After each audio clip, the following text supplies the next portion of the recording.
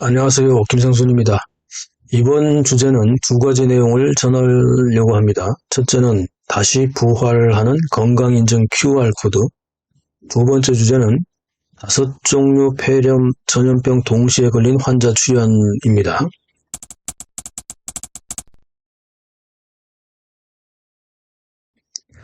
중국의 폐렴 관련 전염병 확산이 예상처럼 점점 더 심각한 상황으로 진전되고 있는 것이 확실해지고 있습니다.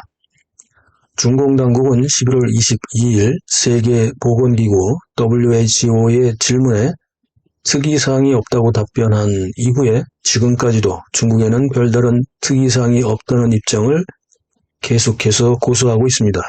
그러나 한편으로는 12월 5일 방송에서 말씀드렸던 것처럼 시진핑이 3가지 비밀 명령을 내렸고, 명령의 핵심은 절대로 우한 폐렴, 코로나 재발이라는 용어를 쓰지 말고 그냥 일반적인 유행성 독감이나 폐렴 정도로 용어에 대해 각별히 통제하라는 지시를 내렸다는 내용이 이미 중공 당국자 내부에서 퍼지고 있다는 것입니다.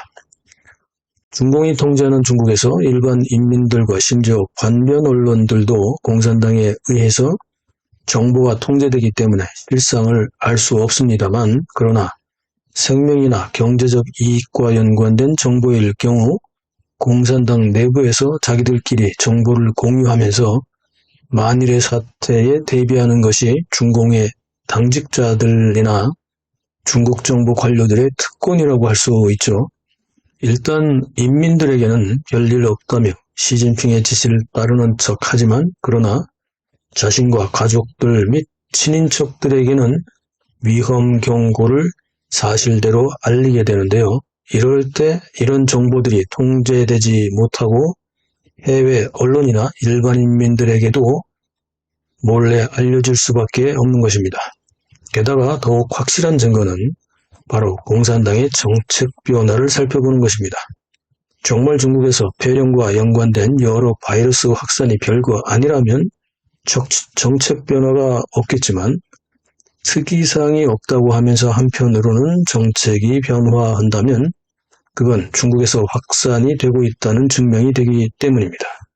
그 확실한 증거가 바로 QR코드 부활, 즉 건강코드가 일부 지역에서 다시 부활하고 있다는 것입니다. 12월 1일부터 사천성과 광동성 정부에서는 이미 QR 건강코드를 부활시켰습니다. 이로써 작년 2022년 11월 26일부터 시작되어 28일 종료된 백지 시위와 11월 30일 장점인 사망 발표로 장점인의 장례식이 12월 초에 끝난 뒤 2022년 12월 7일부터 제로 코로나 정책을 폐기하면서 중단된 QR 건강코드는 1년여 만에 다시 부활한 것입니다. 중국에서 각종 폐렴 관련 전염병이 확산 일로에 있다는 점에 대해 이보다 더 확실한 증거와 팩트체크는 없죠. 하지만 중공의 관변 언론들은 이와 관련된 내용을 지금도 통제하고 온라인 뉴스에서도 삭제하고 있습니다. 이런 기사는 해외의 중국 전문 언론들이 중국 내부의 소식통들을 인용하여 확인하고 발표하고 있습니다.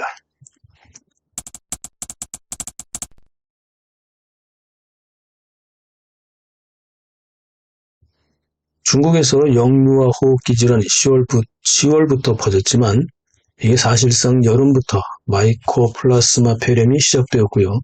독감도 여름부터 유행하기 시작했습니다. 올해는 좀 특이한 상황인데요. 이로 인해서 중국에서는 면역력이 아직 약한 영유아들을 중심으로 전국으로 확산되었고, 지금은 겨울철을 맞이하면서 호흡기 및 폐렴과 관련된 각종 바이러스들이 성인과 노년층까지 전 연령층으로 확산되고 있는 것입니다. 이런 상황에서 지난 11월 23일 흑룡강성 치치허울시에 있는 중공의 인민해방군 연합보장부대 제961 병원, 제203 병원이라고도 하는데요. 제961 병원의 소화기과에서는 총 8종의 병원체 검사 중에서 5종이나 동시에 감염된 한 남성 환자가 출연했습니다. 이 남성은 자신을 바이러스의 왕, 오독교주, 5개 바이러스의 교주 이렇게 스스로 칭하면서 SNS의 검사 결과 내역을 공개했는데요.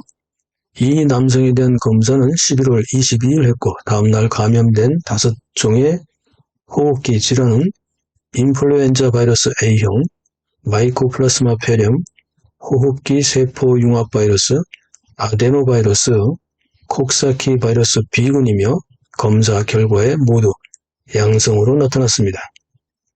SNS에 이 사실이 퍼지자 어떤 사람은 병원에서 검사를 한 결과 4가지 질병에 감염되었는데 우한 폐렴 코로나, 마이코플라스마 폐렴, 클라미디아, 그리고 수족구에 걸렸다는 증언도 나왔고요. 그 외에도 많은 사람들이 다양한 증상들과 사망 사례까지 언급하며 중국인들이 SNS에서 정보를 공유하고 있습니다.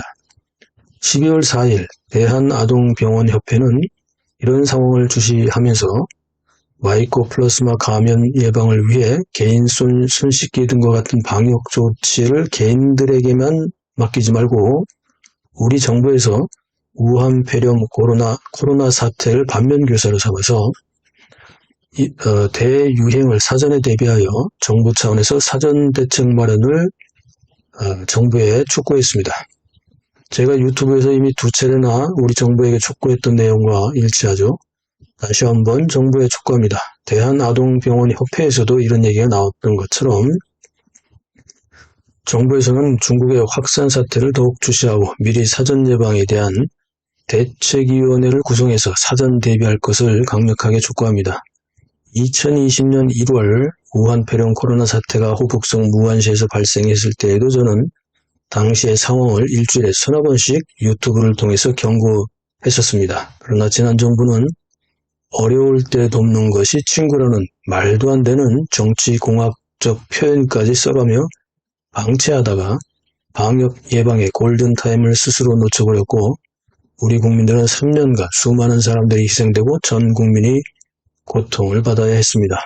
이번 정부는 반드시 사전 예방 조치를 지금부터라도 전담위원회를 구성하여 준비할 것을 다시 한번 강력히 촉구합니다. 영상 어떻게 보셨나요? 댓글로 소통하시죠. SNS 공유, 구독, 알림, 좋아요 눌러주세요. 감사합니다.